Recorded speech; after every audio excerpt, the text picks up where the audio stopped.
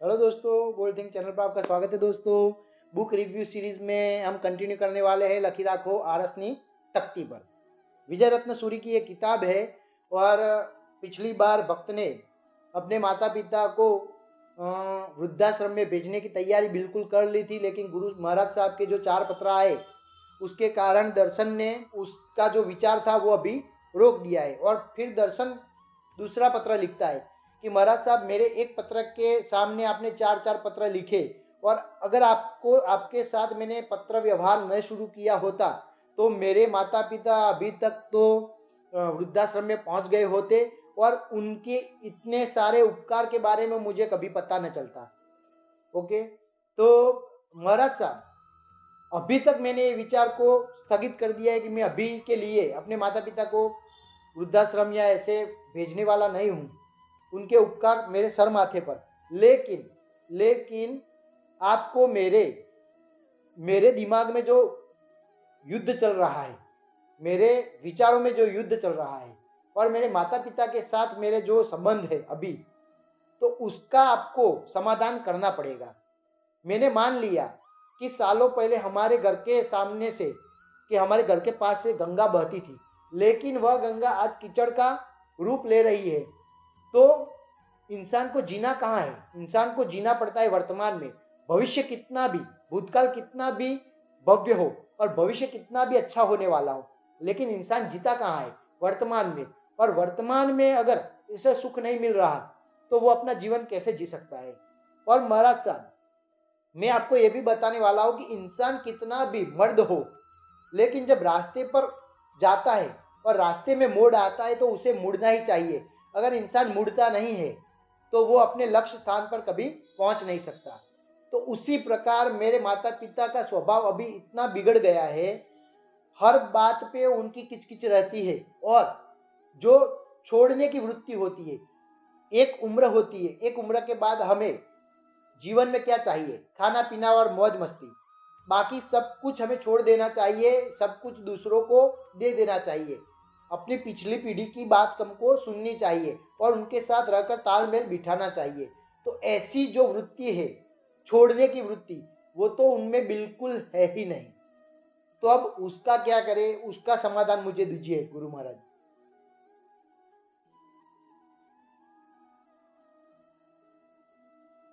गुरु जी ने दर्शन का पत्र पढ़ा और पत्र पढ़ने के बाद गुरु जी लिखते हैं कि दर्शन, मेरी एक बात सुन।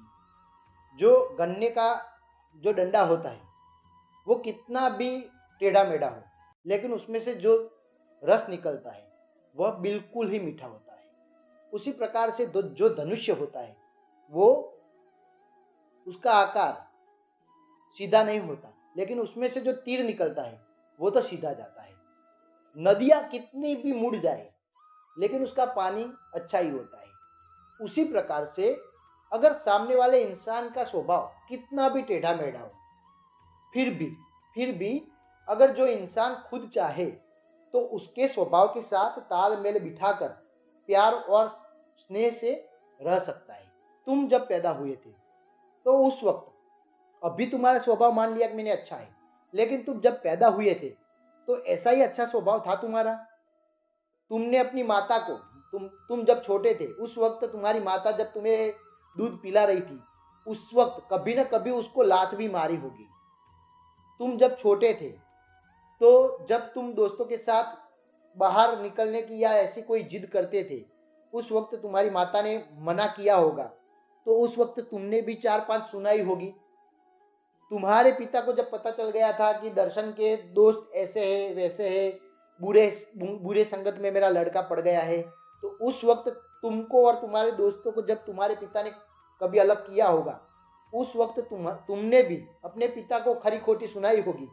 तो क्या उस वक्त तुम्हारे पिता ने क्या किया? तुमको खाना पीना देना बंद कर दिया, तुमको घर से बाहर निकाल दिया? अगर तुम्हारा जवाब है ना, तो तुमको भी जब तुम्हारे माता पिता ने तुम्हारे स्वभाव के साथ तालमेल बिठा दिया, तो तुम उनके स्वभाव को क्यों निभा नहीं लेते? देखो, इंसान का स्वभाव है ना, उम्र के साथ बदलता जाता है। जब बच्चा होता है तब उसका स्वभाव अलग होता है, जब युवान होता है तब उसका स्वभाव अलग होता है, जब वह वृद्ध होता है तो उसका स्वभाव अलग होता है। तो जिस प्रकार से तुम बच्चे थे और उस वक्त तुम्हारे माता पिता ने तुम्हारे स्वभाव को निभा लिया, उस वक्त तो इस वक्त तुम अपने माता पिता के स्वभाव को निभा लो। और मेरी बात सुनो, तुम दुखी इसलिए नहीं हो कि तुम्हारे माता पिता का स्वभाव बिगड़ गया है। तुम दुखी इसीलिए हो कि तुम्हारी जो अपेक्षा है ना, उसकी अपेक्षाओं में तुम्हारे माता पिता का स्वभाव नहीं आता। माता पिता के प्रति तुम्हारी अपेक्षाएं बढ़ गई है, इसीलिए तुम दुखी हो दोस्त। तो तुम क्या करो, अपने माता पिता का जो स्वभाव है उसके साथ तालमेल बिठा लो और अपेक्षाओं थोड़ी कम कर लो।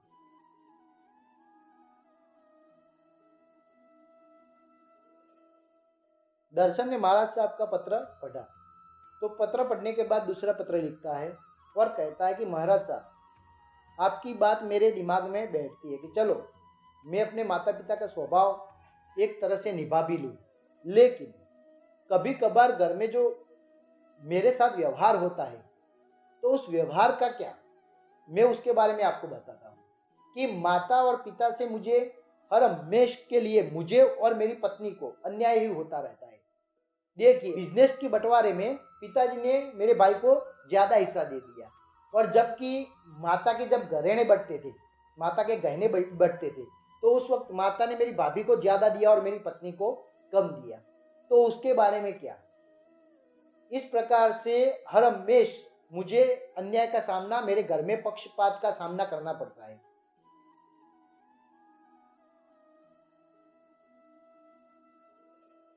गुरुजी दर्शन का पत्र पढ़ते।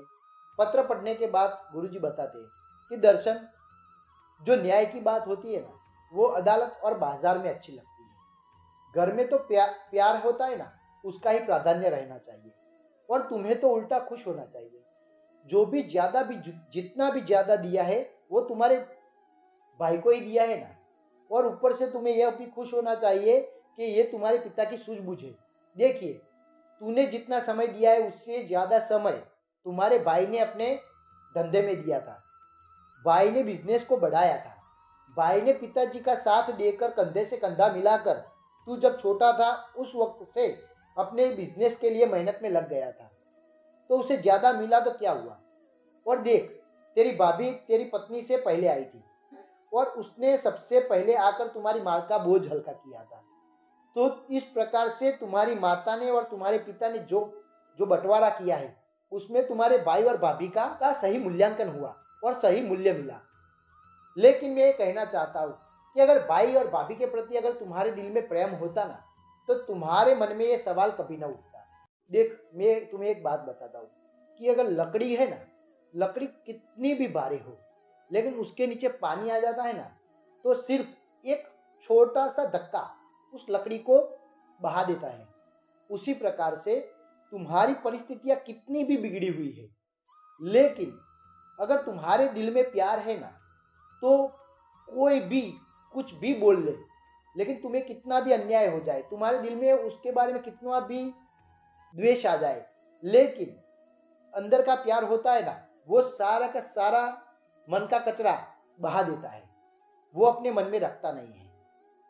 दर्शन में तुम्हें एक बात बताना चाहता हूँ, जो परिवार होता है ना, परिवार में न्याय का नहीं लेकिन प्यार का राज चलना चाहिए। जो संत इंसान होता है ना, संत, सज्जन और पवित्र इंसान, वो सभी लोग अपने साथ जो भी अन्याय होता है ना, उसको जो संत होता है वो पवन में लिख देता है, और जो सज्जन होता है वो मिट्टी पे लिख देता है। लेकिन तुम क्या करते हो, माता पिता की नज़र में तुम एक सज्जन तो हो ना, लेकिन तुमने क्या किया, अपने साथ जो अन्याय हुआ ना उसको आरस की तख्ती पर लिख दिया।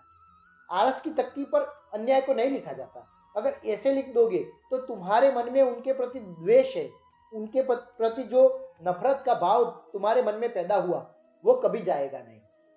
तुम उसको रेत के ऊपर लिख दो, मिट्टी पे लिखा हुआ क्या होता है, थोड़े ही दिनों में चला जाता है। उसी प्रकार से तुम्हें थोड़े दिनों में ये बात छोड़ देनी है। तुम एक सज्जन हो, मान लिया कि तुम्हारे माता पिता ने तुम्हारे साथ अन्याय भी किया है, लेकिन सज्जन इंसान की तरह उसे भूल जाना, यही तुम्हारी बड़ी महानता है और यही एक सज्जन की विशेषता है। यही तुम करो। दर्शन मैंने तुम्हें पहले भी बताया कि अपने साथ जो अन्याय होता है उसके उसको संत है ना पवन पे लिखता है, इसीलिए अपना अन्याय है ना संत तुरंत भूल जाता है। जो सज्जन होता है ना वो पानी पे लिखता है, इसीलिए सज्जन भी थोड़ी देर के बाद भूल जाता है। और जो स्वजन होता है वो मिट्टी पे लिखता है, इसीलिए उसे भूलने में थोड़ा समय लगता है, लेकिन वो भी भूल जाता है। लेकिन ये तीनों लोग हैं ना, वो अपने ऊपर जो उपकार होता है ना, उपकार, उसको वो आरस की तख्ती पर लिखते हैं। क्यों? क्योंकि अपने साथ हुआ जो उपकार होता है ना, वो छोटा उपकार हो या बड़ा उपकार हो, किसी ने हम पर जो उपकार किया है ना, उसे हमें आरस की तख्ती पर लिख देना है, पत्थर के ऊपर लिख देना है। तो क्या होगा? पत्थर के ऊपर जो लिखा हुआ शब्द होता है ना, वो कभी नहीं मिटता। उसी प्रकार से ये तीनों लोग हैं ना, वो अपने ऊपर जो उपकार होता है ना, उसको कभी नहीं भूलते। मैं तुम्हें एक कहानी कहता हूँ, शायद उससे तुम्हें कुछ मालूम हो। दो दुकानें होती है, एक दुकान होती है सोनी की और दूसरी दुकान होती है एक लोहार की। तो क्या होता है, रोज सोनी भी अपने गहने जब गहने बनाता है तो वो गहने सोने को टीप टीप कर बनाता है। उसी प्रकार से लोहार है ना, वो जब कुछ औजार बनाता है तो उसको भी आग में बरोबर गर्म करके और उसे टीपता है। लेकिन क्या होता है, एक दिन जो लोहार होता है ना, उसको ज्यादा हथौड़ा मारता है तो उसका जो लोखंड का टुकड़ा है ना, वो लोखंड का टुकड़ा सोने की दुकान में जाकर गिरता है। और क्या होता है कि बहुत दिनों से जो सोना होता है ना, वो सोना लोहे से प्रश्न पूछना चाहता है। तो आज तो लोहा उसके पास आ गया है सामने से। जो सोना होता है वो उसे कहता है कि भाई एक प्रश्न था, एक सवाल था मेरे दिल में। लोहा होता है वो कहता है कि बताओ क्या सवाल था, मैं अभी उत्तर देता हूँ। तो सोना उसे प्रश्न पूछता है कि भाई गहने बनते वक्त मुझे भी हथौड़ा पड़ता है, तुम्हें भी हथौड़ा पड़ता है औजार बनने के वक्त, लेकिन क्या होता है कि मैं जो मार खाता हूँ ना, वो मैं सहन कर लेता हूँ और कम आवाज करता हूँ। और उसके सामने तुम जो होता है, तुम्हें जब हथौड़ा पड़ता है तो तुम जोर जोर से चीखते हो, तुम्हारी आवाज बड़ी होती है, ऐसा क्यों होता है? तो लोहा एक उसे एकदम मस्त उत्तर देता है। क्या उत्तर देता है? लोहा कहता है कि भाई सोना, तुम्हें जो मारने वाला है ना, वो हथौड़ा है और वो लोहे का है और वो मेरे परिवार से है। तो तुम्हें जो मारने वाला है वो कोई अपना नहीं है, पराया है, इसीलिए तुम ये सहन कर पाओगे। लेकिन जो मुझे मारने वाला है ना, वो मेरा भाई है, वो लोहा है, और इसीलिए मुझे ज्यादा दर्द होता है कि मेरा भाई मुझे मार रहा है। और जब कोई अपना अपना है ना, अपना मारता है ना, तो उसका दर्द कुछ ज्यादा ही होता है। उसी प्रकार से दर्शन मैं तुम्हें बताना चाहता हूँ कि तुम्हारे माता पिता ने तुम्हें इतना प्यार दिया, और वो भी बिन शर्ती। तुम्हारे माता पिता ने तुम्हारे सामने कोई शर्त ही नहीं रखी है, निस्वार्थ प्यार किया है, निस्वार्थ प्रेम किया है। और उस निस्वार्थ प्यार देने वाले दिल के ऊपर जब जिगर का टुकड़ा ही दर्द देता है ना, तो उसकी आवाज कुछ अलग निकलेगी। इसीलिए मानता हूं कि उम्र के कारण उनकी जबान में अब प्यार के शब्द कम निकलते हैं, लेकिन उसे थोड़े चला लो, वरना इतने सारे उपकार करने वाले के ऊपर तुम अपना हथौड़ा चलाओगे ना, तो वो सहन नहीं कर पाएंगे।